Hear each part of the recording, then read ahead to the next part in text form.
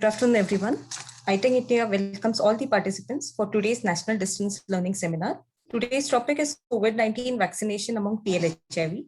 Just an announcement before I introduce the speakers. Today's session will be conducted for 1.5 hours to incorporate all queries sent to us. Please type your questions, if not sent earlier, in the chat box, and they can be taken up at the end of the session.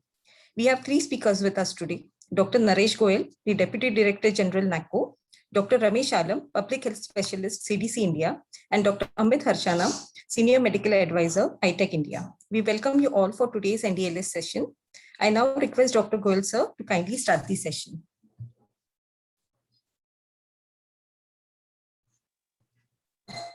Good afternoon to all. Session को English में रखें, हिंदी में रखें. थोड़ा सा ये I like to know from the organizers, ITech. Sir जैसा आप सजेस्ट करें मिक्स कर सकते हैं बीच-बीच में sir. I think that would be useful. Okay, so mixed English and Hindi. Sir, yes sir. So once again, good afternoon to all. मैं video of कर रहा हूँ, थोड़ा सा ऑडियो बेटर रहेगा. So this is the first time I am joining this, National Distance Learning Seminar series. In fact, in last 8 years of my NACO stay, I was called many times for addressing you all, but somehow or the other I felt that technical people are there, so you should be getting all this technical knowledge. So administratively कुछ नहीं है उसमें. पहली बार मुझे लगा, first time I felt कि इसमें जो है वैक्सीनेशन के ऊपर जब हम बात करने जा रहे हैं तो एक एडमिनिस्ट्रेटिव एंगल भी है और टेक्निकल एंगल तो हमेशा ही रहते हैं हर चीज में, तो वो रहेंगे ही, और जिसके लिए आप you will be being addressed by doctor Ramesh and doctor Amit. So once again welcome you all to this NDLS, and we all are aware of the importance of vaccination. इसमें तो कुछ कहने की कोई बात ही नहीं है, सबको पता है वैक्सीनेशन अगेंस्ट कोविड-19 कितना इम्पोर्टेंट है.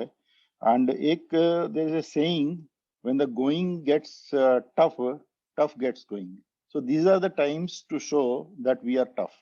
We are not going to be हम लोगों को आराम से कोई डाउन नहीं कर सकता. तो हम लोगों के लिए ये टफ टाइम है, और ये सबके लिए टफ टाइम है. सबने कहीं ना कहीं दूर में, थोड़ा पास में, रिलेशनशिप में किसी को जो है हॉस्पिटलाइज हुए हैं, किसी की डेथ भी हुई है. तो in this times we have to be strong and we have to be tough.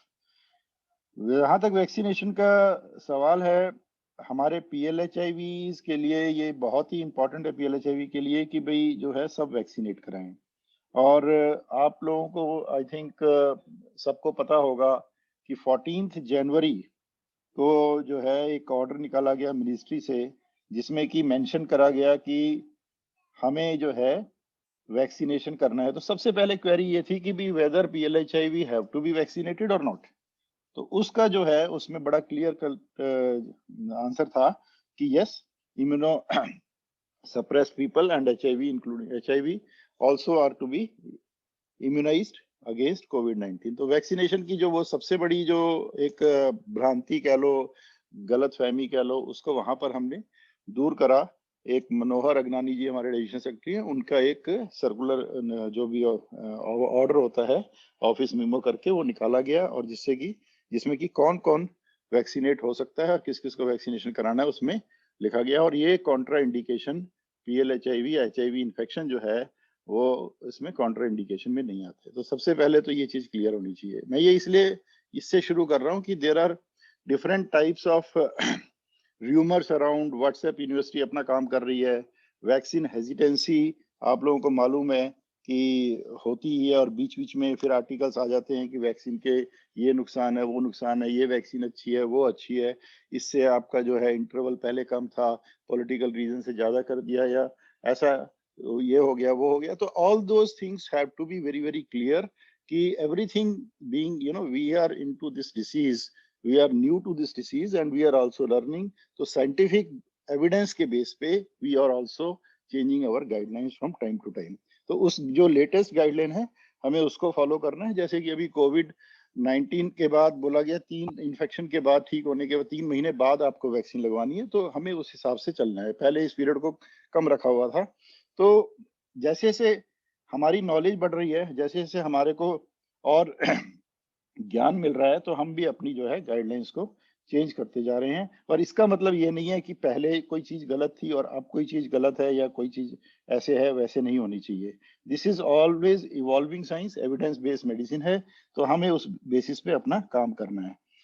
जहां तक फिर इसके बाद बात आई कि हमें PLHIV जो हमारे हैं, इनको ये भी देखना है कि इन सबको वैक्सीनेट कराना है, तो इसलिए इम्पोर्टेंट है कि कहीं पर इसको हम कोमॉर्बिडिटी की तरह भी लें और प्रायोरिटाइज करें। तो उस प्रायोरिटी के लिए भी 20 जो डिसीजेस की एक लिस्ट निकली थी मार्च में, उसमें हमने जो है इसको अपना HIV इन्फेक्शन को भी रखवाया, और we were able to do enough advocacy with the ministry of health, concerned people that HIV infection is also one of the infection where people need to be prioritized. अब उस सब को करने के बाद हमने फिर भी देखा फील्ड में अभी जो है वैक्सीनेशन कम हो रहा है, और इसको हमें जो है एंकरेज करना है। तो 14 मई को हमारे यहाँ से NACO से CST डिवीजन से एक लेटर गया है, जिसमें कि हमने फिर मेंशन करा है सारे PDs को, अपने प्रोजेक्ट डायरेक्टर्स और स्टेट एड्स कंट्रोल सोसाइटीज को, कि भाई आप लोग इंश्योर करें, ART पे इंफॉर्मेशन दें, ART का मेडिकल ऑफिसर, ART के SMO, ART का और दूसरा स्टाफ, सारा कुछ कोशिश करें कि जो भी हमारे PLHIV विजिट कर रहे हैं या नहीं भी विजिट कर रहे हैं, उनको कॉन्टेक्ट करके उनको फैसिलिटेट करें, उनको लिंकेज कराएं। जहां पर भी अगर उसी हॉस्पिटल में वैक्सीनेशन हो रहा है तो उसी हॉस्पिटल में, अगर दूसरे में हो रहा है तो आसपास में जहां भी सेंटर है उनको जो है फैसिलिटेट करें। हमने जो अपनी नॉन गवर्नमेंटल ऑर्गेनाइजेशंस हैं, पर्टिकुलरली विहान है अलायंस इंडिया के अंडर, उसको भी साथ में बोला है, और सबको यही बोल रहे हैं कि आप लोग जो है PLHIV को जो है एंकरेज करें, जिससे कि वो वैक्सीन लगवा सकें। अब कुछ चीजें जैसे साइड इफेक्ट के बारे में कोई बातें हैं, या कोई और हेजिडेंसी की कोई और रीजंस हो सकते हैं, कई बार क्लॉटिंग का इशू आता है, कई बार डेथ का इशू आता है, तो वो सब चीजें जो है हमारे टेक्निकल जो एक्सपर्ट्स हैं with data and with the latest scientific evidence आपको बताएंगे।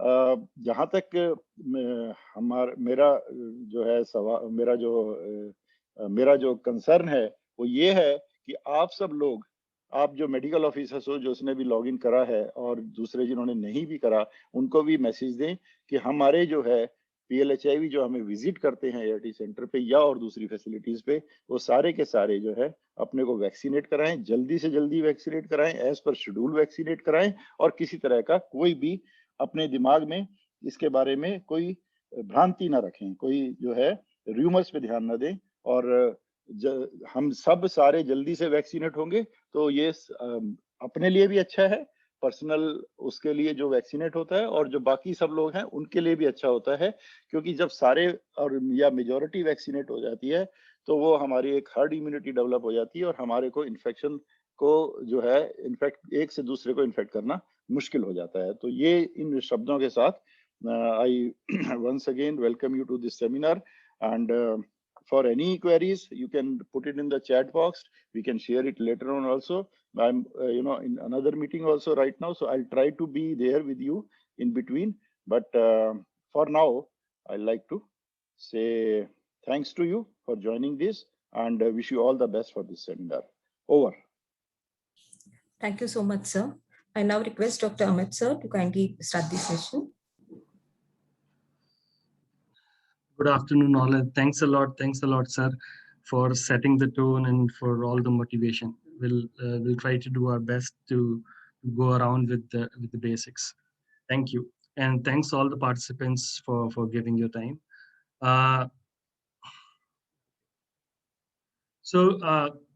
If you talk about the presentation flow in today's discussion, we'll be basically talking about the structure of the virus, some of the basic immunology principles. So we'll go to some of the basics of microbiology. It's important to relate it with later on how vaccines work. We'll also see what are the type of vaccines available. We'll also talk about the vaccine efficacy and what are the different outcomes and how do we understand about the efficacy. Then we'll talk specifically about need for vaccine in PLHIV and all other related questions to that, and strategies to fast track the vaccination in PLHIV. And we have received all your questions, so thanks a lot for that. We'll be dealing with those questions during the presentation, and if there are some unanswered questions, we'll try to take it in the end of the session. So let's move ahead with virus structure and immune response. So if we look at the virus, I'm pretty sure almost all of us has got a lot of material and have gone through how the virus looks like, what are the different parts and components, etc. So quickly, just to look at the virus structure, what we have is in front of us on the left side is the virion. So you have the outer envelope and you have the central core. So this is the outer envelope and this is the central core. The central core is with the single-stranded RNA with positive helix, and the outer core has got different proteins, envelope protein, spike protein, membrane proteins, etc. What is the most important part for us is the spike protein, because that's the most antigenic structure responsible for whatever happens in the human body. And on the right side, if you see, this is just a zoomed out picture of the spike protein. So you see there are different units, S1 and S2. It's part of the same spike protein. But one thing which is remember or notice is the global receptor binding domain. This domain is quite responsible for what's happening around in terms of variants. So this is the part which changes a lot. So when we go from here, let's go back to certain basics about the immunology. We have two different types of the immune response which we can have in the body. So we have innate immunity and the adaptive immunity. And when we talk about innate immunity, what we mean by that is certain inborn resistance that we have against infection. So जो बचपन से हमारे पास होते हैं already, and because of our genetic and constitutional markup. So usually the natural killer cells, the dendritic cells, and the macrophages. And then you have the adaptive immunity or the acquired immunity. So जो हम अपनी life के दौरान develop करते हैं, the immunity against the foreign substances that an individual acquires or adapts during life. So there are two types again for adaptive immunity, cellular and humoral. So जो हम हमेशा सुनते रहे cell based immunity or antibody based immunity. So in this picture again, if you look at the topmost part, the virus having the antigen spike protein, it will enter into the body. It will be handed over or will be taken up by the antigen presenting cells. And usually the antigen presenting cells are your dendritic cells and then your macrophages, etc.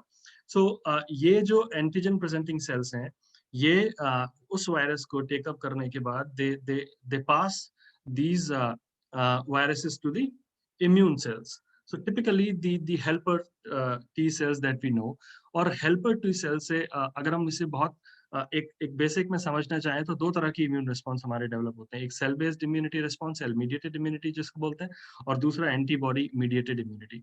सो अगर आप right side में देखें तो इससे जो antibody mediated immunity जो है, जिससे बी सेल्स जो प्रोड्यूस करती हैं एंटीबॉडीज को, और साथ में प्लाज्मा सेल्स बनती हैं, कुछ मेमोरी सेल्स यहाँ बनती हैं, तो ये एंटीबॉडी का काम होता है कि they have to neutralise the virus. And at the same time जो सेल मीडिएटेड इम्यूनिटी है, जो साइटोटॉक्सिक और killer cell CD8 T4 T sales होते हैं, ये साइटोटॉक्सिन्स रिलीज करते हैं काफी मात्रा में, और ये साइटोटॉक्सिन्स फिर उसके बाद जो इन्फेक्टेड सेल्स है उनको डिस्ट्रॉय करते हैं.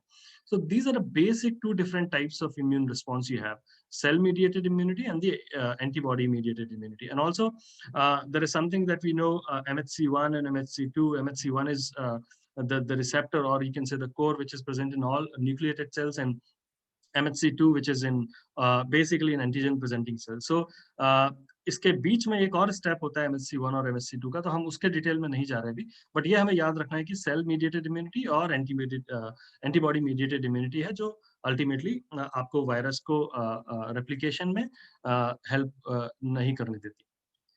Now, if you look at the same thing in this slide, if you go down below here, what we are showing is, so this kind of a response you will get typically with all viral infections. But we are giving a typical example of COVID-19 infection now.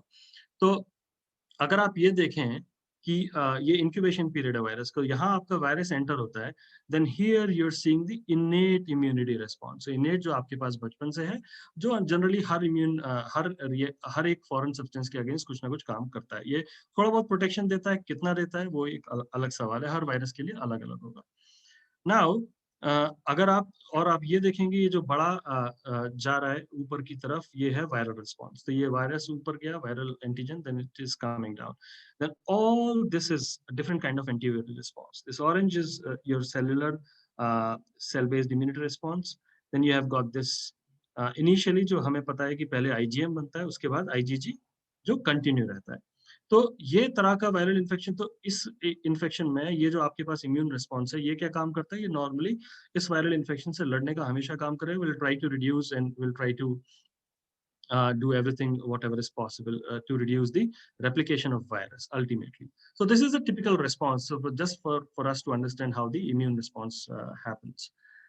Now, if you look at the vaccine-induced immune response, तो हमने अभी बात की कि कैसे virus आएगा natural infection की तरह और वो एंटीबॉडी रिस्पॉन्स डेवलप करेगा। तो सेम थिंग अब उस वायरस की जगह अब हमारे पास वैक्सीन है। तो वैक्सीन क्या करती है, vaccine the safely deliver an immunogen. Immunogen क्या है, इम्यूनोजन है वो एंटीजन जो आपको इम्यून रिस्पॉन्स देता है, एज सिंपल एज दैट। तो ये जो वैक्सीन है, ये वैक्सीन जब आपकी बॉडी में जाएगी, similarly will go to the antigen presenting cells, will develop the immune response. You'll have a cell mediated and you'll have the antibody mediated immune response.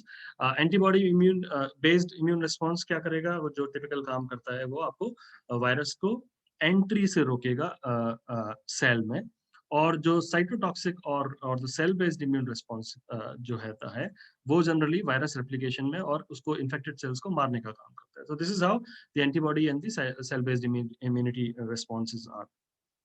Now, this is a very important concept to understand for us. So, अगर कोई भी immunised है या जिसको previous infection हुआ है, तो जो भी जिसको इन्फेक्शन हुआ या जिसको इम्यूनाइजेशन मिला, तो अब जो एक्वायर्ड इम्यून सेल्स हैं, B cells and T cells, वो अब उसी वायरस से they encounter the same virus again and they respond rapidly, and the immune response is enormous. So this, what you're seeing here, is the immune response, and this is the cellular response, and this is the virus. So ये जो previously sensitized लोग हैं, जैसे हमने antibody response में देखा, there are plasma cells, there are memory cells. So your system is now having the memory and it is sensitized. So when you get the infection now, even when you're infected or after the vaccine, you get this beautiful immune response, which will try to curb everything, which will try to reduce the transmission, will try to reduce the replication of virus, and eventually that will help us to reduce, like, from becoming asymptomatic to severe disease. So that particular spectrum somehow we'll be able to control by this. So till now we talked about how vaccines typically work, and then now we'll go to what COVID-19 vaccines we have in our hand. So there are 4 types of vaccines which are available at this moment globally. So we have got viral vector vaccines, we have got RNA vaccines, we have got whole virus vaccine, and we have got protein subunit vaccines. We'll see one by one how they work, and also give the example of which vaccine is what. So if you look at this is a viral vector vaccine. So what does viral vector vaccine means? If you look at this is a vector. So vector is something which helps, or you can say it is a carrier. So this viral vector is typically adenovirus in terms of, so what we are using right now, viral vector vaccines, we have Covishield, which is there in India, Johnson & Johnson, and Sputnik is also coming. So these are different examples of viral vector vaccines. The adenovirus, which we have in Covishield, is of chimpanzee adenovirus, and in case of Johnson & Johnson and Sputnik, it's human adenovirus. So these adenoviruses are typically not having that much of a problematic phase for humans. So that means, like, they'll not develop disease, but it's only helping us in carrying the genome inside the body. So this vector having the gene which is encoded for SARS-CoV-2 antigen. So this is acting as a vehicle. It enters inside the body and then taken up by the antigen presenting cells, and then induces B cell and T cell response. So this is how the viral vector vaccines work. We have Covishield, Johnson & Johnson, and Sputnik of this type. Now the inactivated virus vaccines. So what happens is the whole virus is being inactivated by chemicals. And जब वो एक बार destroy हो जाता है तो उसके बाद वो वायरस को इसमें इस तरह की वैक्सीन्स में जनरली एडजुवेंट्स की जरूरत पड़ती है। एडजुवेंट्स जो थोड़ा सा इम्यून रिस्पांस को और एंट्री को स्ट्रेंथन करने में हेल्प करते हैं। तो ये टिपिकली फिर दोबारा से ऐसे ही प्रोसेस होगा, एंटीजन प्रेजेंटिंग सेल्स के पास जाना है और उसके बाद एंटीबॉडी रिस्पांस डेवलप होगा। बट इस तरह के इनएक्टिवेटेड वैक्सीन्स में जनरली जो टी सेल वाला जो साइटोटॉक्सिक वाला जो इम्यून रिस्पांस होता है, सेल बेस्ड होता है, वो थोड़ा कम रहता है और काफी कम रहता है इनफैक्ट। तो B cell immune response is the most responsible immune response in inactivated virus vaccines. So Covaxin, which we are using, is an inactivated virus vaccine, and Sinopharm, the Chinese one, is also one of the examples. Now the RNA vaccines, you all must have heard, we started with Pfizer and Moderna. So Pfizer and Moderna are RNA vaccines. So ये क्या काम करते हैं और कैसे काम करते हैं? तो ये genetic material है, which is RNA. RNA जिसके पास एंटीजन का कोड है, which is for spike protein. तो ये जो कोड है, अब इसको हमने लिपिड डिलीवरी व्हीकल की तरफ काउंट कर लिया। So this lipid delivery vehicle is actually a phospholipid bilayer. तो ये बस काम कर रहा है उसको एंट्री दिलाने के लिए।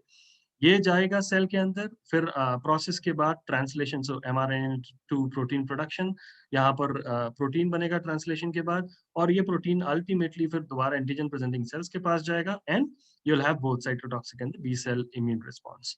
सो the example of these RNA vaccines are Pfizer and Moderna, as I mentioned before. Now let's talk about viral subunit vaccines. Novavax करके एक वैक्सीन है, अभी ट्रायल्स में है, जो अभी बहुत जगह पर नहीं अवेलेबल है, but for the understanding, because this is the last type of vaccine, तो समझने के लिए कि यहाँ पर जो एंटीजन यूज होता है ये स्पाइक प्रोटीन्स का एंटीजन है, जो बाकी जगह पर भी वही एंटीजन यूज हो रहा है, बट इसमें सिर्फ ये प्रोटीन का मॉलिक्यूल ये लिया जाता है, because subunit is being taken, that's why we call it as a subunit vaccine. ये सब यूनिट वैक्सीन दोबारा से एंटीजन प्रेजेंटिंग सेल्स में जाके it starts the immune response. So response सबका ऑलमोस्ट सेम होता है, बट अलग अलग मैकेनिज्म की वजह से किसी में एडजुवेंट की जरूरत पड़ती है, किसी में अलग तरह का डोसेज की जरूरत हो सकती है। Before we go into any other discussion, so I think very quickly to discuss about the different phases of trials and how the vaccines are being developed. This is important because a lot of questions are going to be answered on the basis of the basic concept that we have. अगर हम शुरुआत में देखें तो किसी भी vaccine के development के लिए यूजुअली ये सारे प्रोसेस में almost it takes around a decade, बहुत लंबा टाइम लगता है। तो हमने इतनी जल्दी वैक्सीन ये जो डेवलप की अभी, तो वो क्यों, कैसे की और उसका क्या फायदा है और क्या घाटे हैं? तो शुरुआत में एक लेबोरेटरी स्टडी या एनिमल स्टडी, जिसे हम प्री क्लिनिकल ट्रायल्स बोलते हैं, ये किए जाते हैं।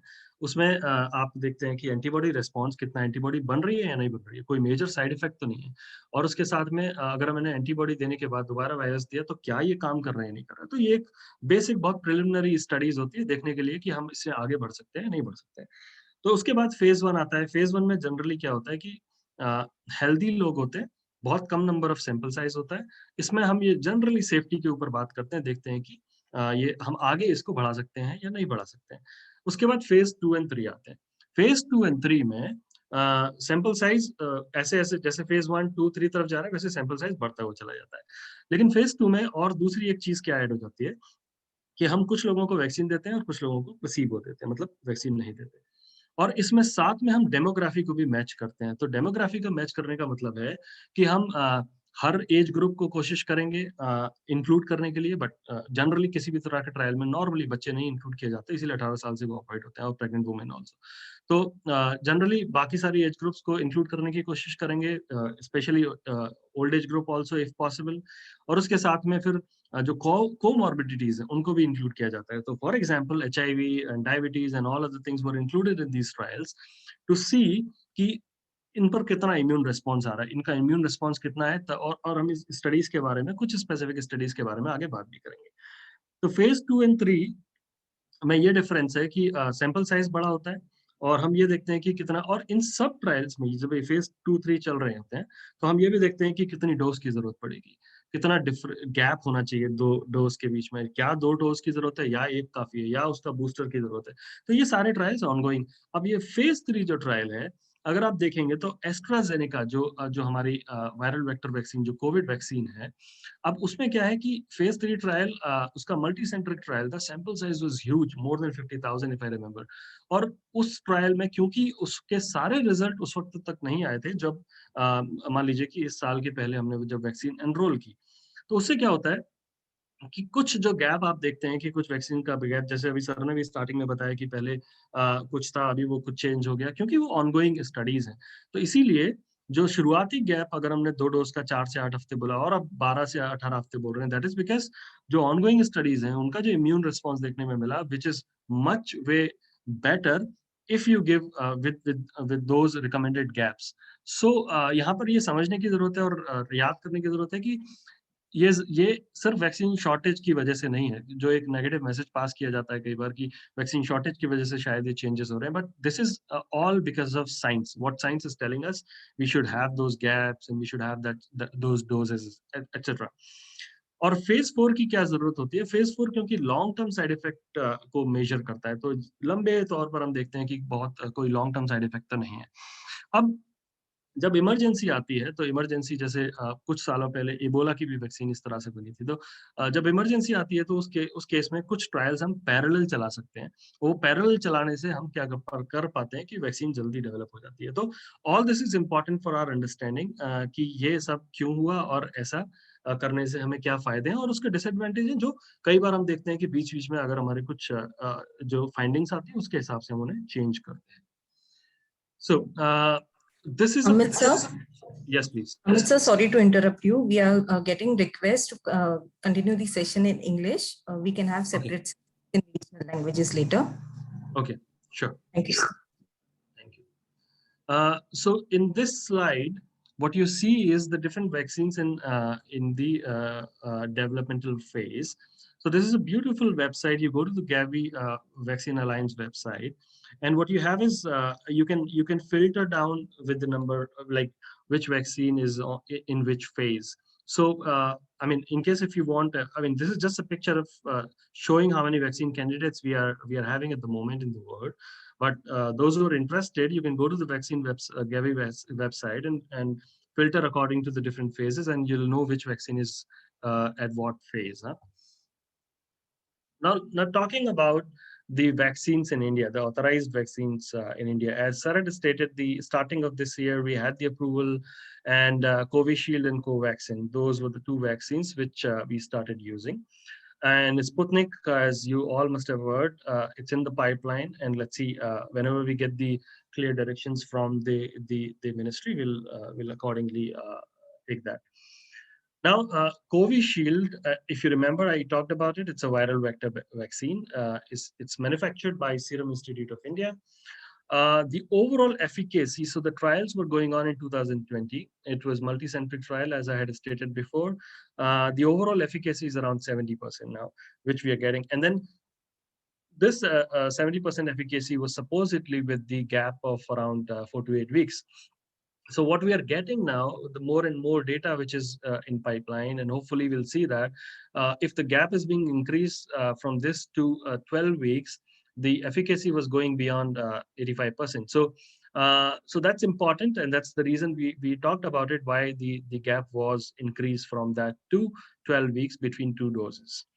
And that's not the case with Covaxin. So Covaxin, the gap is around 4 weeks, and which is constant, and there's no change in that. So which is also a good thing in terms of administration issues, etc. So the Covaxin, which is being manufactured by Bharat Biotech, is a whole variant inactivated vaccine, and somewhere around March this year, the data was submitted to ministry, and it showed around 81 efficacy, which was interim data. And latest, what they're saying is it's a little reduction in that, and now I guess around 78% is the efficacy. So that's all what we have in terms of the efficacy of the current vaccines that we are having in India. Now let us briefly discuss about the vaccine efficacy. What are the different principles and all, because what we have seen is a lot of questions we have received around one vaccine is more efficacious, which one is better, etc. So let's have a basic understanding about this concept. So this is a study which was published in Lancet in April this year. So what this study is showing, if you see on x-axis, you have Pfizer here, you have Moderna, you have Gamaleya, which is a Russian vaccine, Johnson and Johnson, and AstraZeneca Oxford, which is your Covishield. Now, what you're seeing, these red bars, these are uh, the efficacy for different vaccines. We'll come to these blue bars maybe sometimes later, but for now we have to focus on these. So 95% is what is the efficacy of Pfizer, Moderna 94%, Gamaleya 91, Johnson and Johnson around 67, and AstraZeneca Covishield is around 67. Now, what do we mean by these different numbers and figures? So if you remember, I mean, what is written here is not the efficacy. What is written here is the relative reduction of risk. So what do we understand by that is, so for example, if we say 95% efficacy, doesn't mean that, you know, if a particular village is, suppose there are 100 people, you vaccinate them and 5 of them are going to get COVID. That's not the interpretation. And similarly, if it is 70% efficacious, that doesn't mean that if in my house I've got 10 people, that 7 of them will not get COVID and 3 of them will get COVID. So that's not the interpretation. The interpretation is the relative reduction of a risk for a person. So, so relative reduction of risk in terms of what is the reduction of risk for that particular person. So that is important. And then it's not for that, you know, how you interpret in terms of 10 people will get it, or you know, the 3 people will get it and 7 will not, if you give vaccine to 10 people in terms of 70% efficacy. So that's a very basic concept for understanding. And also at the same time, this efficacy, what you're looking at is mainly talking about the efficacy in terms of when you're getting the infection. So the efficacy can be understood in 2 different concepts. One is efficacy for transmission of disease, or when you say that whether you're getting new infection or not. And the second concept is efficacy against the severity of the disease. So the endpoint of these kind of vaccines is actually the reducing the severity of disease, and that's where they are, almost all of them are giving more than 90% of efficacy, which is the actual endpoint. So what does that mean? So what that means is, even if the efficacy of certain vaccines are like 70%, they're still having really good efficacy in terms of protecting you from developing this severe disease. And also at the same time, just for our basic understanding on efficacy of vaccines, WHO has always commented that any vaccine with more than 50% of efficacy is a good vaccine. Now, now this is another picture. This is the EPIC curve by which I wanted to explain the concept of efficacy of vaccines again, because how different vaccines would have different efficacy, if at all. That's also a possibility, because usually when you have all different peaks incorporated in your study and you do it for a very long time, so probably all the factors are incorporated. And also, but then in certain cases, when the vaccines are developed in a fast-track manner, sometimes those factors are not incorporated, and you see a bit of difference. So if what does it mean? And also at the same time, the factor which is also responsible is the demography. So age, sex, ethnicity, where was it done? Was it done only in US? Was it done in also in low middle income countries in Africa or India? Or you know, how was the representation? So all that affect the ultimate efficacy. That's one. Second thing is, when you're doing the trial, and sometimes in a fast track manner, what can happen is probably it has been noticed that, you know, certain vaccines. So when you're doing it is important, the timing. So if you're doing a fast track manner of trial, and suppose you're covering the area here and not here, or maybe somewhere here, that would also have the impact. So one has to read the detailed study, having or keeping in mind that all these time periods have the effect. So what does it mean? So when you're having a peak, this is the chance where your R naught is maximum, and then there are chances that the maximum infection is spreading. So definitely there would be an impact on the efficacy. That's what is one anticipation. And also at the same time, we all know that when the virus is free, it's expanding like anything. That's the time when the variants are being developed. So that's also having the immune mechanism escape. So probably having the effect on the efficacy of vaccine. So all these are different concepts. So why I'm kind of emphasizing on all this is because it's important to remember and pass the message that the interpretation should not be like this, that vaccine with 70% efficacy is not good versus a vaccine which is having 90% efficacy. So that's very clear, and I think we should convey the same message, hopefully. So this is what I was talking about in terms of when we look at the spectrum of the disease, from the left side to right side, if you go from asymptomatic to mild illness, moderate, severe, and critical illness. So this is how the spectrum of infection for COVID is, and this is the endpoint if there is death. So all the vaccines, almost all the vaccines, they target here severe illness and critical illness. So vaccines target, or the endpoint of efficacy is not here. But it doesn't mean that it does not have effect on this component. It definitely have a effect, but not 100%. But the effect on severe illness and critical illness is maximum. It's really good, and that's why it is very important to keep spreading the message that vaccines are important. And also, when you give the vaccine, also keep in mind that if there are new infections, even if you're getting the new infection, because that's not the endpoint of for the vaccines. Even if you get the new infection, even if you get certain variant, because it's not possible. For example, if you get a variant, you will never know, because each and every case is not being subjected for genomic sequencing. So even if you get the infection, your chances of developing the severity is nil. And that's why it is important to get the vaccine. And that's why the reinfection discussion, we can have what is the reinfection percentage in India, etc. That discussion we can have. But then the important point to remember is the severity, the protection for severity. And then, can vaccine provide long-term immunity? So before that, I mean, the natural immunity, or the immunity which you gain after the natural infection, it is being noticed and it is being clearly documented. It's around 6 to 8 months. And then the immune response because of vaccine, right now we are getting around 8 months. We don't know, because that's still ongoing, and sometime soon we'll understand this vaccine-induced immune response hopefully better. But as of now, we do not have very robust and clear data on that. But on an average, what we are getting from the studies being done till now, it's around 6 months. So can vaccine break the transmission cycle? Again, this is the EPICA for India. And the question which Goel sir had started with, if you remember, that all the people should get vaccinated, and the herd protection and the herd immunity that we are talking about. So unless until everybody is protected, that's a saying. I mean, unless until everybody is protected, you're not safe. So what that means is, all different infectious diseases have got a different potential for developing herd protection.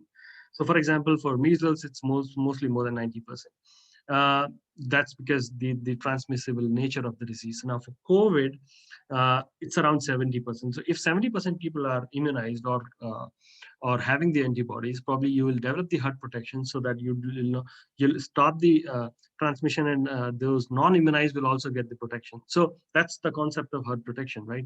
Now, if that is true, the question is, with the current rate of vaccination, probably we are whether we are going to curb the transmission or not. That totally depends on how we all take it seriously, and how we all make it sure that we pass the right message, and we make sure that everybody is immunized. So supply of vaccine and the shortage of vaccine is a different discussion, but that's something which we cannot do anything at the moment. But then at least what we can do is, what we have in our hands is make sure that we pass the right message, and make sure that the people are immunized, so that we reach to that particular herd protection, so that we can ultimately come out of all this dreadful phase of pandemic.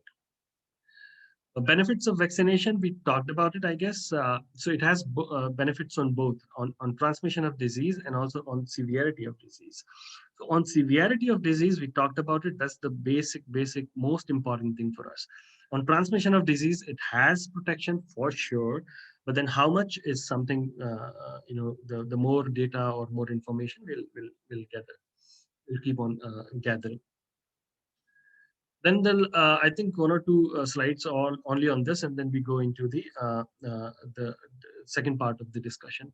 Then the breakthrough infection, it is little outdated. It was in 20th April, but then still what it shows is the breakthrough infection is when you get the infection after vaccination. It's not reinfection. So breakthrough infection is, if you look at the doses of Covaxin and Covishield.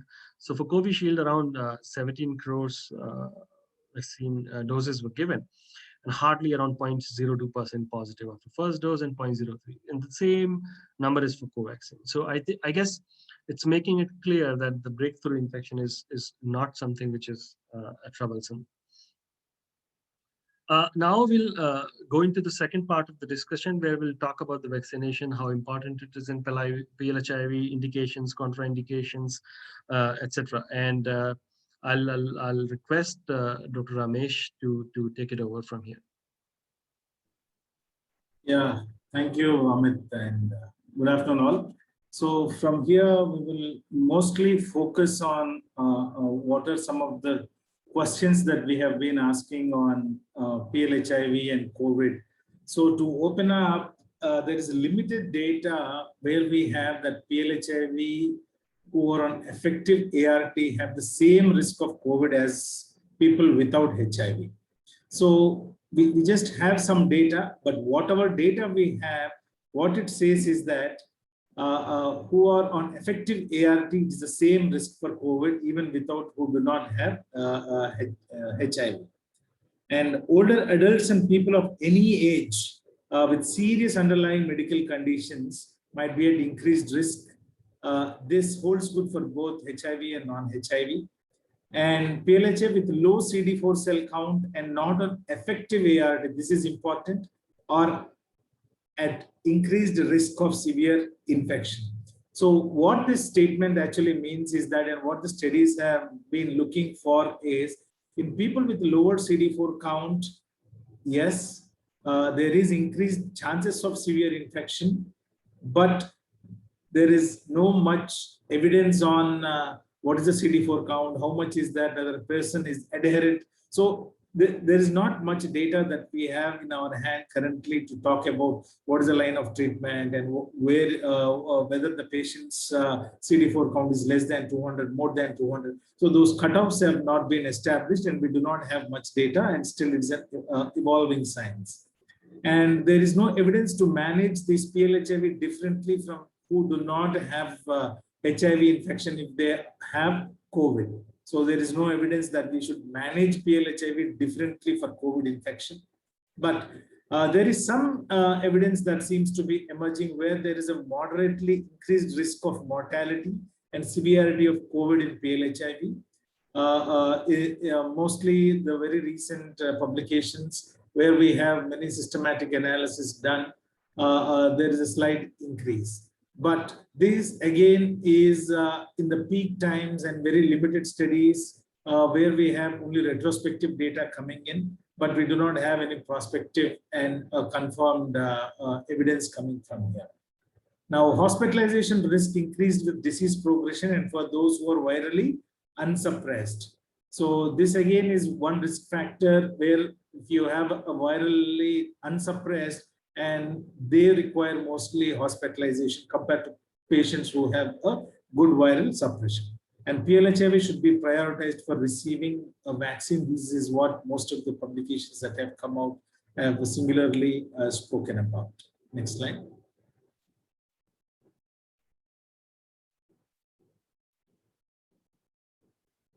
Next slide, please. Yeah. So this, most of you would have seen that UNAIDS statement on vaccination and PLHIV. So what the UNAIDS data and the support for PLHIV says is that COVID-19 vaccines usually undergo through a strenuous processes, and so it should not be different for PLHIV to be that it is not safe for PLHIV, because you have seen the 4 to 5 steps that Dr. Amit had earlier covered, where these undergo a similar process for any vaccine. And so there is no question of vaccines are not safe for PLHIV. And COVID vaccine brings the same benefit for PLHIV as they bring to all individuals, wherein they are going to prevent severe infection and potentially reduce the transmission. So these two benefits hold good for any individual, including PLHIV. And there shouldn't be any question of what is a CD4 and those coming in here again. And PLHIV should continue to take ART while even before vaccination, during and after vaccination. So there is nothing that PLHIV should stop antiretroviral therapy and go for vaccination. So these are the 3 questions that most of you have asked, is whether ART should be taken. And the second important thing is whether vaccines are safe in PLHIV. Yes, they are safe. And vaccines bring the same benefit of preventing severe infection versus again, potentially reducing the transmission. So these 3 benefits hold good for PLHIV also. Next slide, please.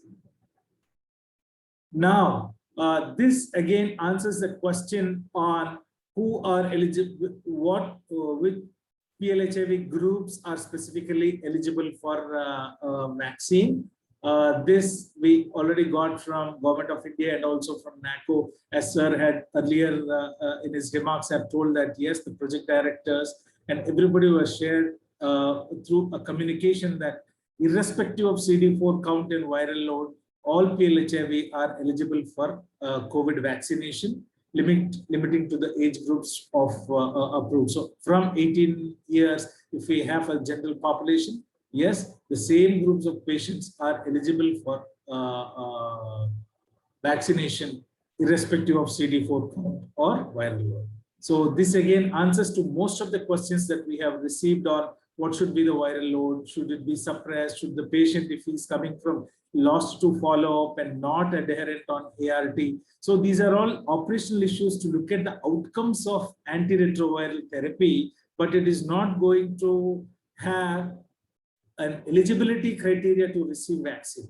Yes, if you have good adherence, possibly you will be having good immune response compared to patients who are not adherent to antiretroviral therapy. And this again gives us a good window of opportunity to counsel these patients again when they are going for for vaccination or not, that yes, being adherent and taking antiretroviral therapy is going to have a better effect than not taking antiretroviral therapy. Next slide, please. Now, are PLHIV a priority group for vaccination? Yes, if you see the Government of India guidelines on the vaccine, so PLHIV are part of the people with underlying medical conditions. So if you see that from serial number 1 to serial number 20, we have all underlying medical conditions, including diabetes, you have valvular heart disease or any transplant. And there is also PLHIV with immunodeficiency. Yes, that means there is PLHIV are part of this with an underlying medical condition. So retroviral disease is one of the medical conditions, and all PLHIV are recommended to get the vaccine. And even some of the questions were related to what if the immune system is very weak and we have very low CD4 counts coming. So what to do about that? So even with the weakened immune system, there may be a reduced immune response to the vaccine, but that does not mean the vaccine is not indicated. So this is what we have to take home, and everybody, I think that most of the questions that we received are related to what should be the CD4 count, what should be the viral load, if a patient is LFU, what to do, and if a patient is having diabetic, and if the patient is HIV, can they take? Yes. So these are all comorbidities which need to be controlled for better immunogenicity and for better prevention of COVID infection, but they do not factor in for the disease, or sorry, they do not factor in for taking the vaccine or eligibility of the vaccine. Next slide, please. Yeah. So this is another question that most of them have raised is, since PLHIV are immunocompromised, does vaccination facilitate COVID-19 infection in them? So the currently available vaccine products are not live vaccines, and hence they include genetic material from this which do not replicate. So the bottom line is, whatever are the particles that we have seen, there are 4 types of vaccines currently available. And in India, what we have a Covishield, Covaxin currently, and genetic material that we are introducing is not a live vaccine, which could actually replicate or by itself generate viral particles. That doesn't happen, even if you are severely immunocompromised. So there is no question that sending in these vaccine will actually promote infection, and so many number of viral particles are going to get generated. This doesn't happen. Then which type of vaccine is advisable, or which vaccine is better? Is it Covishield or is it Covaxin? So we do not have any head-to-head trial that was conducted to see what is better in PLHIV, but both would work fine in preventing the infection as well as preventing a person from getting into a severe disease. So this is a very important outcomes of the vaccine. So both have similar outcomes. What Dr. Amit was trying to show us in the previous slide is the same thing, that any vaccine you take, it is going to have these 2 outcomes at the highest level. So it doesn't matter whether you're taking a Covishield or a Covaxin, and we do not have the choice. Whatever is available, we are going to give to the telling the patient to take that vaccine. Next slide.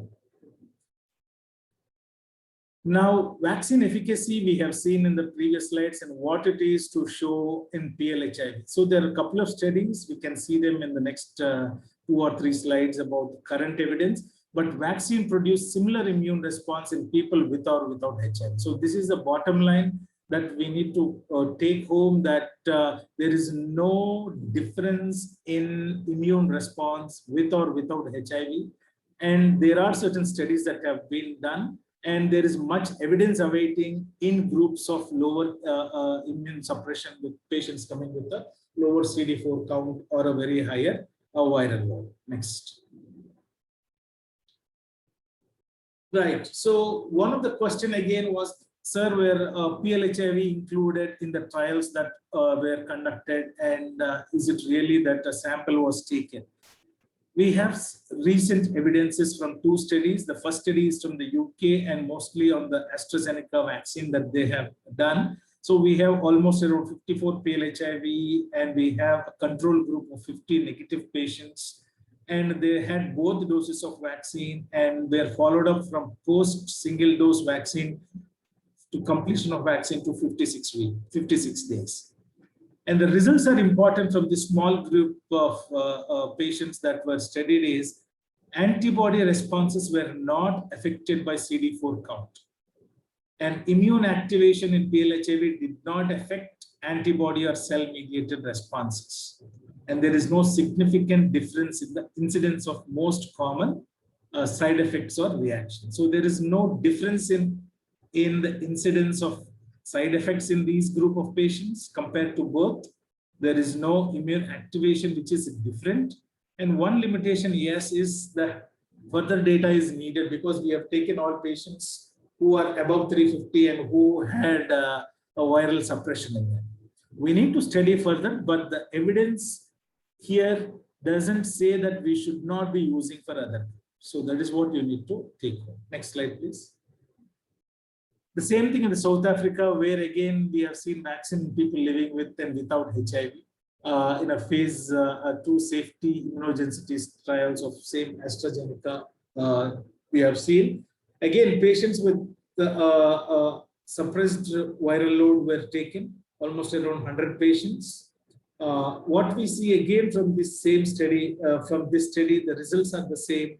There is no difference in antibody response between PLHIV who are positive and negative after the first dose, and no difference in frequency of adverse reactions between with and without HIV.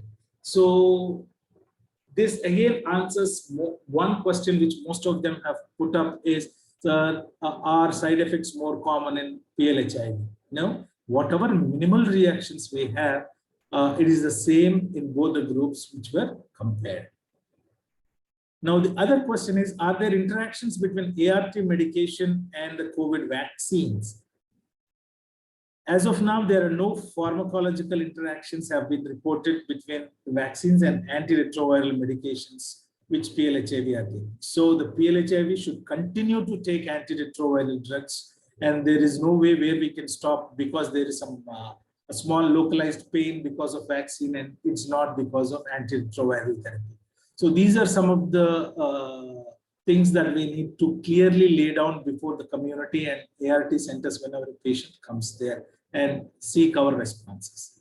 Another very common thing is that whether COVID-19 vaccines add on female infertility.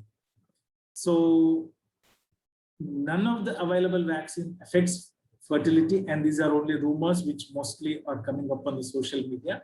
And there is no way that the vaccines will be somewhere affecting the fertility. Next slide, please. Yeah, this again is another common question that had come up. What are the side effects after vaccination?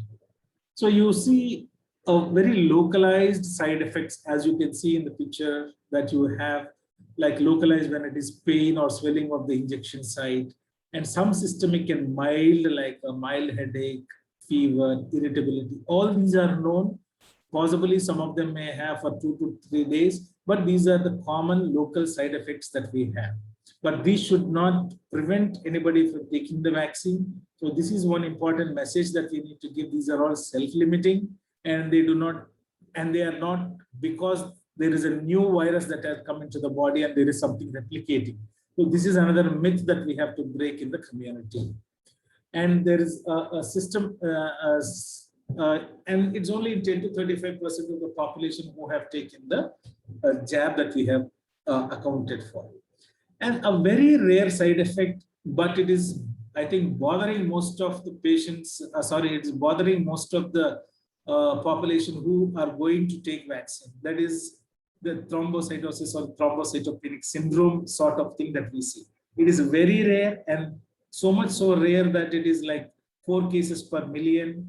And these patients usually, and these persons usually have some underlying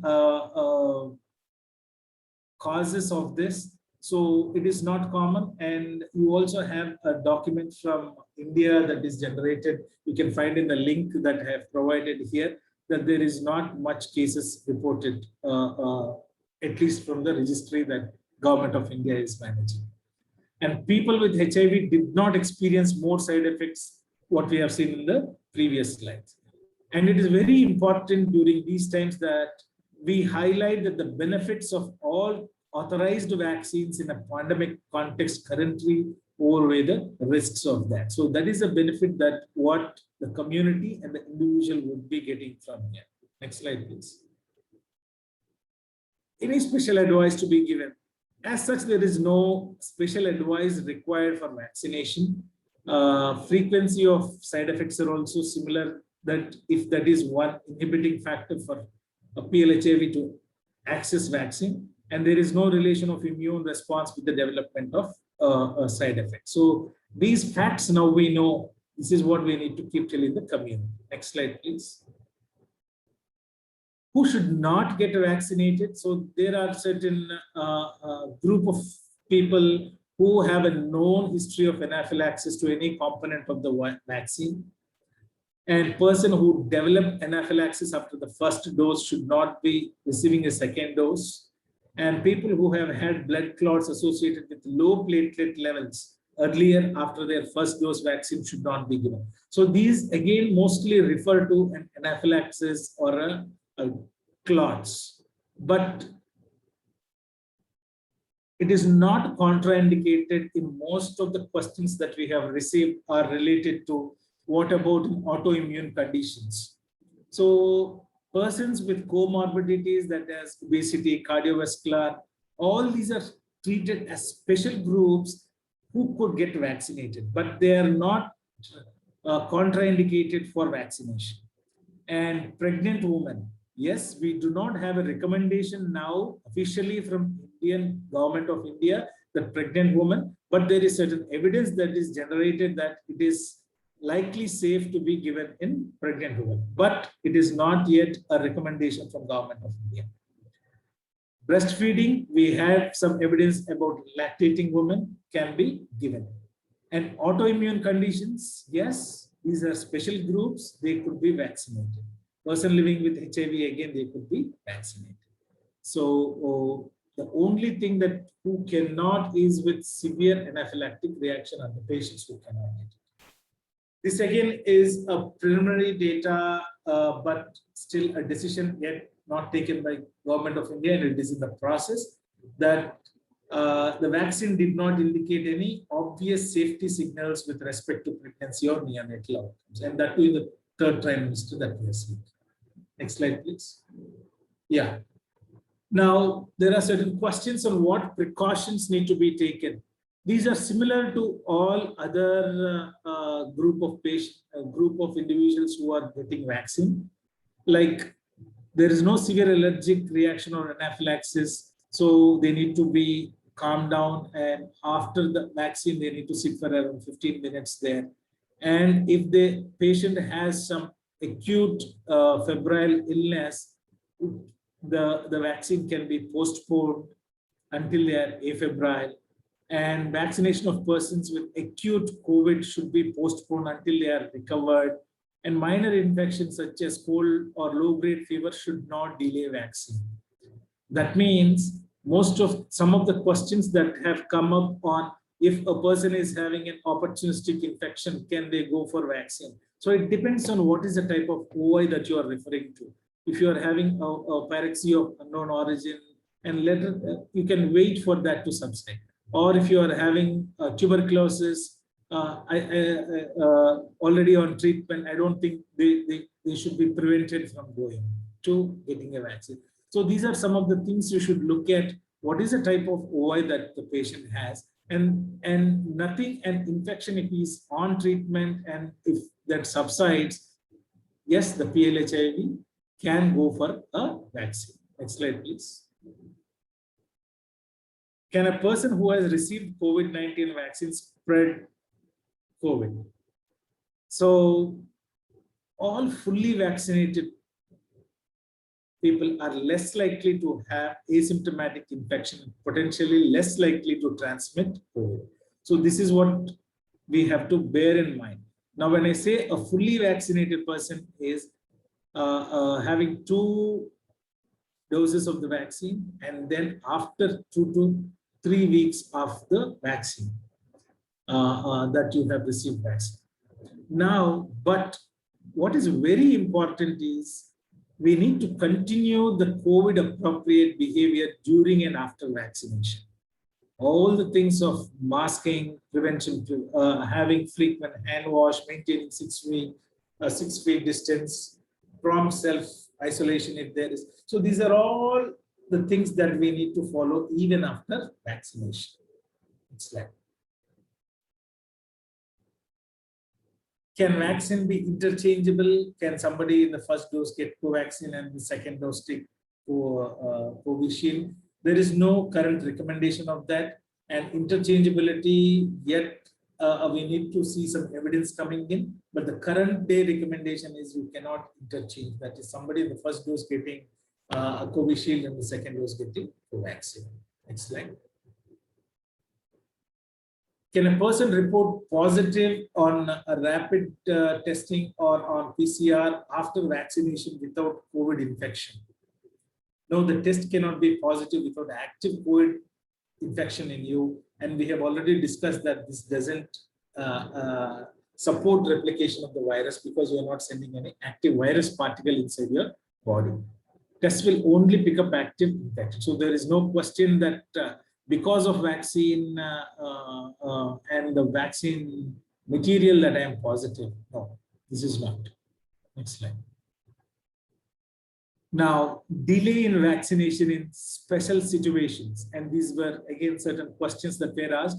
We have a good guidance coming up from the government of India And in case a laboratory diagnosed COVID-19 infection, vaccination to be deferred by 3 months until recovery. Okay, so you have a case where it is diagnosed with COVID infection. When can I get vaccinated is this. In case of COVID-19 patients given monoclonal antibodies or covalent convalescent plasma, vaccination to be deferred by 3 months after discharge. So this is another group of patients. Even if it is a PLHIV, yes, we need to follow the same thing. In case of individuals who received at least 1 dose and got COVID infection before scheduling the second dose, to be again deferred for 3 months from clinical recovery of infection. And persons requiring ICU or hospitalization for any serious general illness should wait 4 to 8 weeks before getting COVID-19 vaccine. So again, this evidence suggests that if PLHIV has a serious opportunistic infection in terms of maybe cryptococcal meningitis or toxoplasma or any other infection where they had a serious general illness that required hospitalization, we could wait for 4 to 8 weeks before getting the vaccine. And you have all the guidance provided there. And what is the recommended gap between the 2 doses of vaccines? And this we have seen again, as the evidence evolved from the immunogenicity and from the immune response from these vaccines, the science developed and we are able to take some good evidence-based decisions. It is not a political or any other. Like if I have to compare the same thing, we started ART with less than 200, now we are giving to everybody. That doesn't mean we didn't do a great job in the initial stages of the infection. So the same simile here, that the evidence is evolving and only that's how we are able to provide this gap between 2 jabs that we are currently seeing. Next slide, please. What actions can a PLHIV who have fully vaccinated can take after vaccine? So people are considered fully vaccinated 4 weeks after their second dose if you are having a 2-dose vaccine.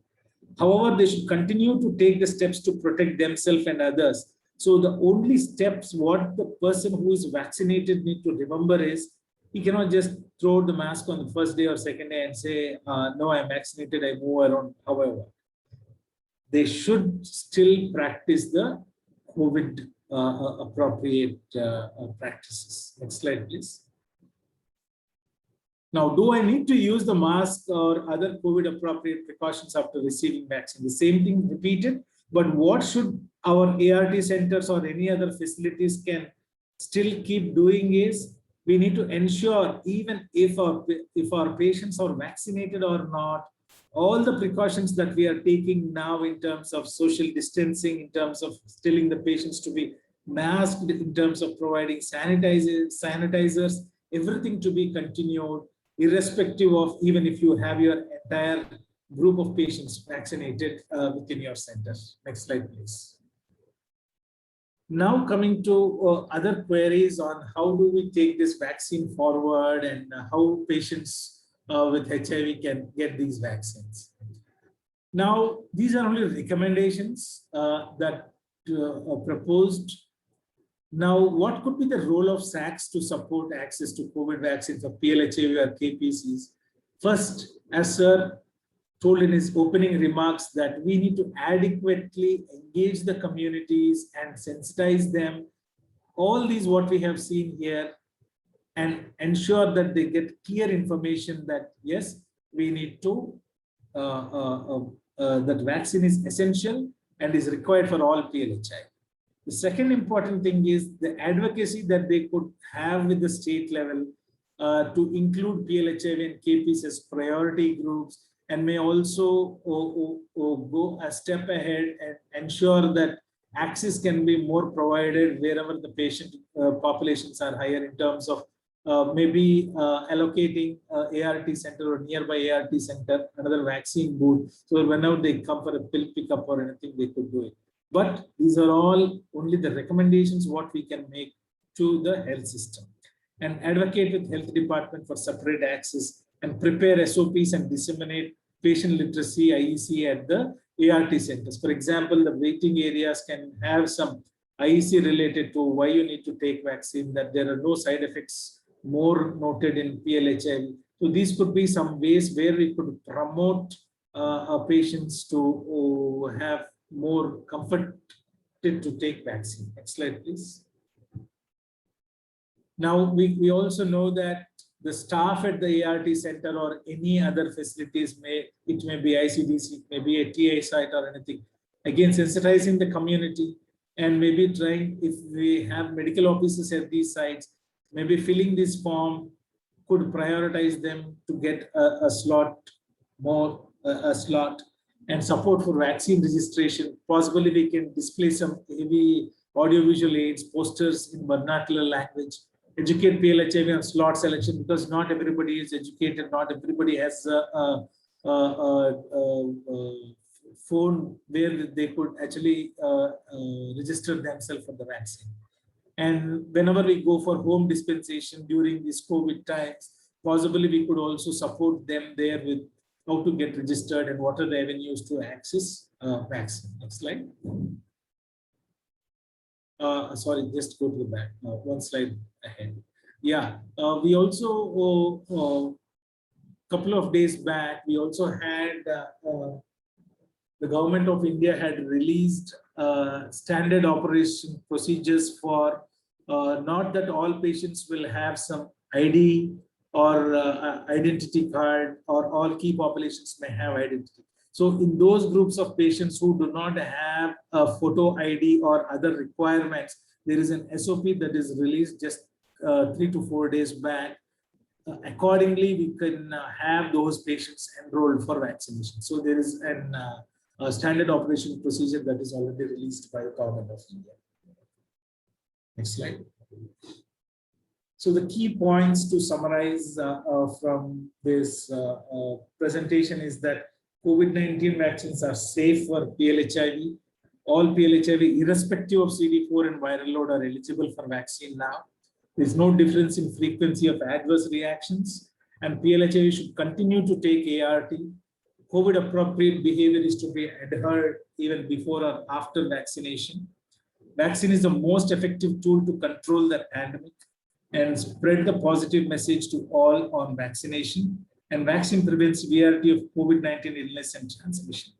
Sensitization of the community and facilitate vaccine uptake by all of us who are part of this call. Thank you for your patient listening. Thank you so much, sir, for this informative session.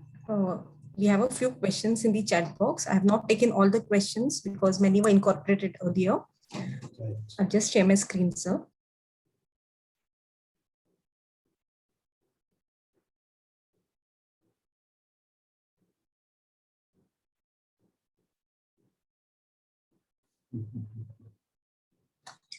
So please let me know if any questions have to be skipped.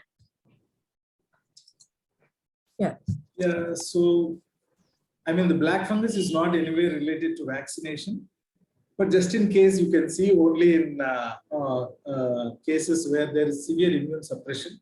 In those cases, and we have people who have vaccine, and your question is COVID negative, how much chances? So even if you're COVID negative, you may have black fungus coming in. It's nowhere related to just COVID infection, but you could get that infection if not COVID, but the chances are relatively very, very low. Amit, you can take the questions.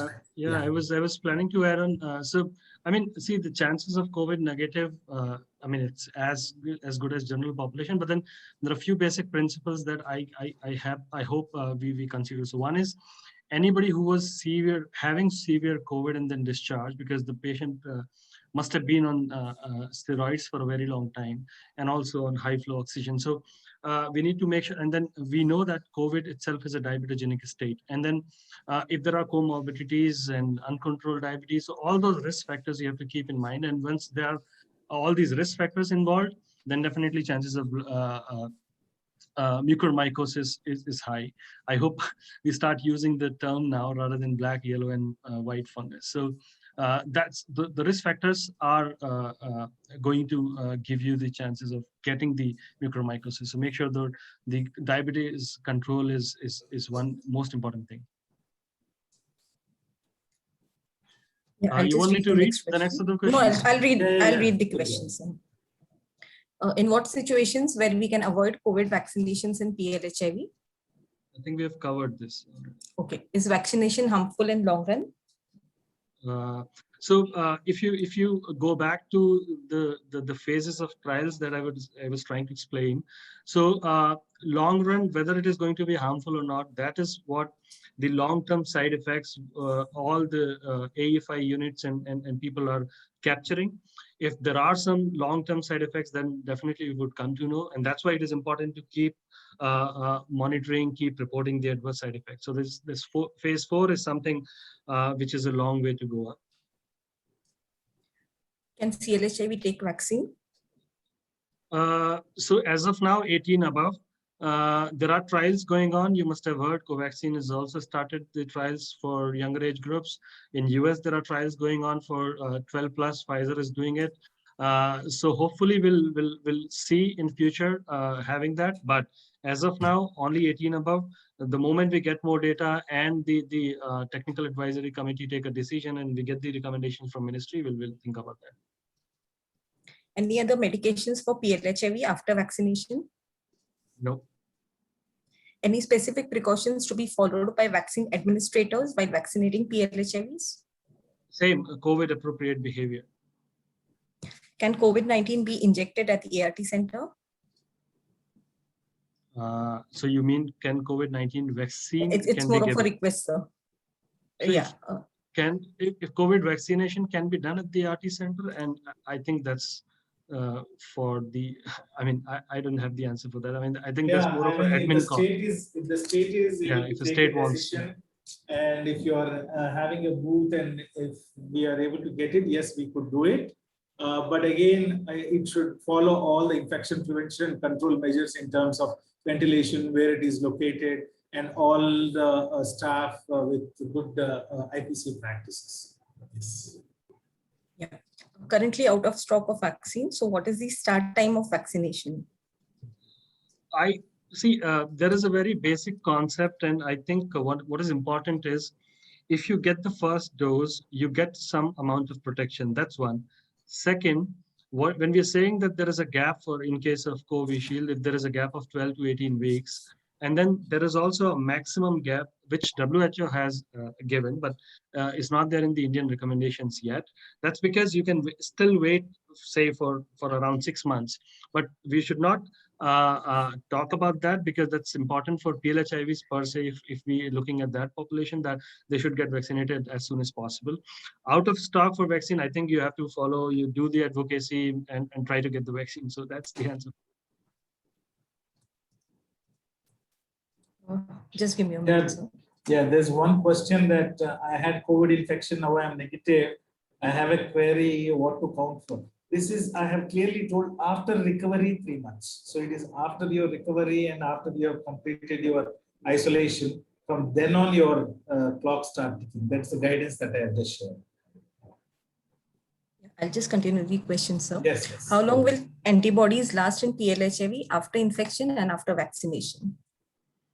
I think we've discussed about this, right? The natural infection-induced immune response is somewhere around 6 to 8 months. And post-vaccination induced immune response is somewhere around 6 months.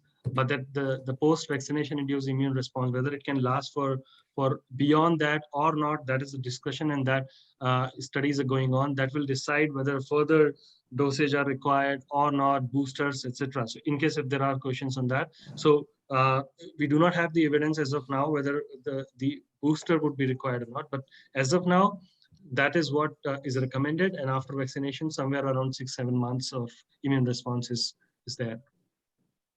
Thank you, sir. Is there any evidence of antibody-dependent enhancement causing any bad impact after post-vaccination? I didn't get the question. Is there any evidence of antibody-dependent enhancement causing any bad? Okay.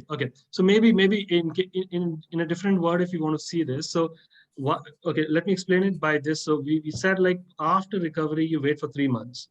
That is because you got the COVID infection. There is a natural immunity response going on, and if you get the vaccine in that period, there's going to be interaction. The same concept is for, suppose you got the monoclonal antibodies or you were on convalescent plasma. So why you were asked to wait for 90 days? Because you already have the antibodies, immune response. So you do not want to have the interaction. So I hope that answers the question.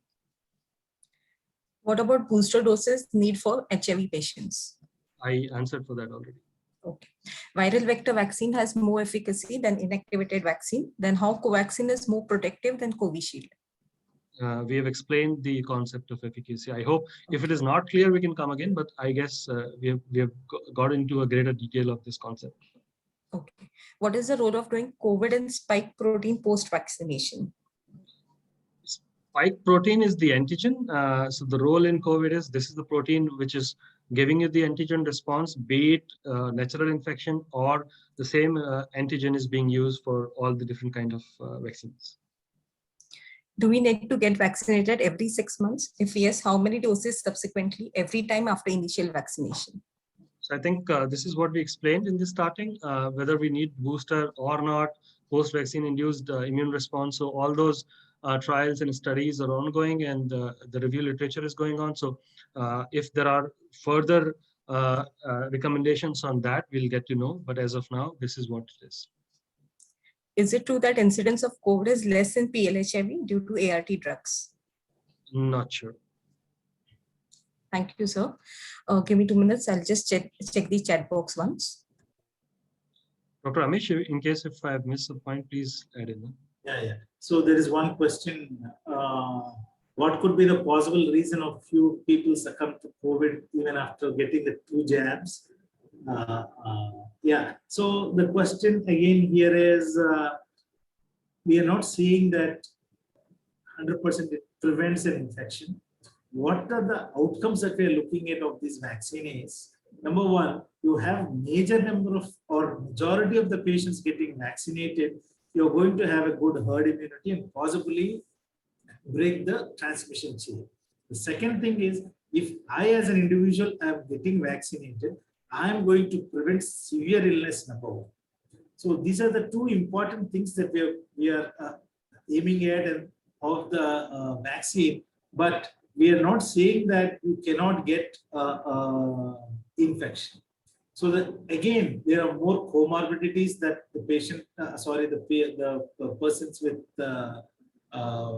whoever have taken vaccine, and there is a good publication that has just come last evening, could circulate after this. Look, some countries have looked at this, why people are getting and what are the risk factors. So I can share that to all participants. That will be helpful. But from India, we do not have any evidence. But the simple thing is, we know what we are doing. We know that vaccine, we are not looking at 100% not getting an infection, but we are only looking at 2 outcomes that we just discussed. Thank you so much, sir. No more questions in the chat box. Participants are requested to please post their questions, or maybe they can even email it to us and we'll get them answered. Shweta, there are some raised hands. I hope those are all hands, or somebody wants to ask something. I'll just check. Prajay, just unmute them. Manoj, yeah. If those are all hands, that's fine. Yeah, yes. I'll just unmute them.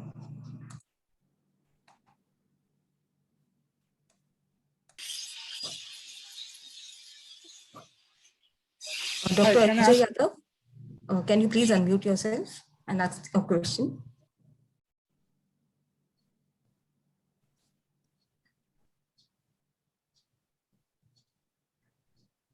Manoj Pardeshi, sir, no, can you go ahead with your question, please?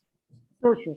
I have one question and one kind of like how we can facilitate, like how AIT Center can facilitate the process for like ensuring vaccination of all our field staff.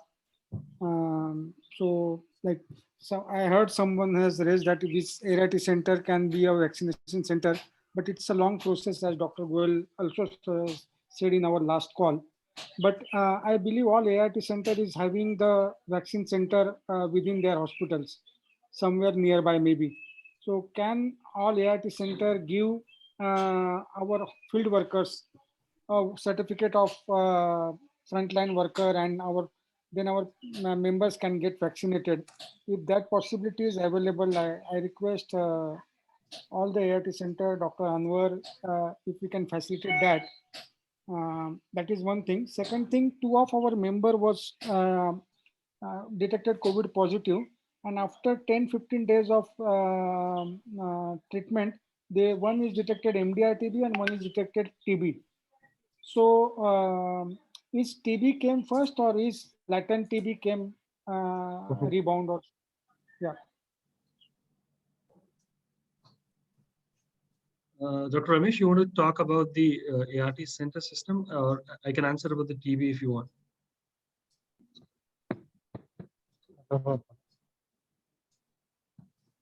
Hello. Yeah. Amit. Yeah. I mean, regarding the TB component, which you said after the COVID infection, after 10-15 days, the person developed TB.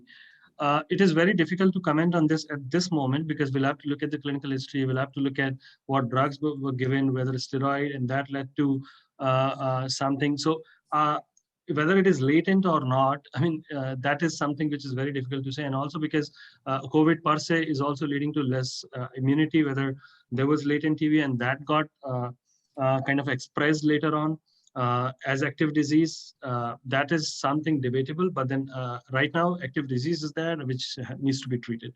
But then one has to look at all the different reports and the clinical history before commenting on that. Over to you, Dr. Ramesh.